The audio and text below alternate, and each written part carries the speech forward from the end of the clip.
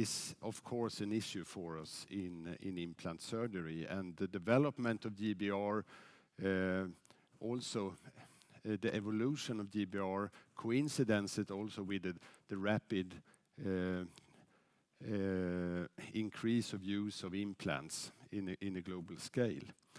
In the beginning, our knowledge of the bone resorption mostly related to a dentalist patient, illustrated here by the classical scale for bone resorption by Sarb, Lekholm and Sarb, where we see this gradual progressive bone loss. And that's fine, but that is more for the situation of the totally dentalist patients. Nowadays, we see different type of patients. We are more and more placing implants in the aesthetic zone, minor 1 to 2, 3 implants in that direction.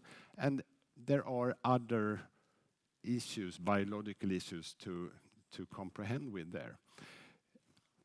We have, during these last 2 decades, learned a lot regarding the wound healing principles following tooth loss, and it's very important to have that in the back of your mind when we are discussing the concept of GBR.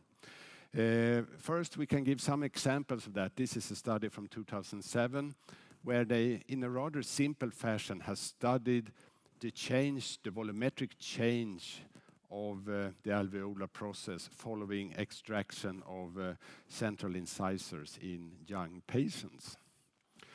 And what we can learn from these types of studies is what you can see down on the left table, is that the major part of the volumetric changes actually occurs within 3 to 6 months following the loss of a tooth. Following that period, we move into a kind of stable situation.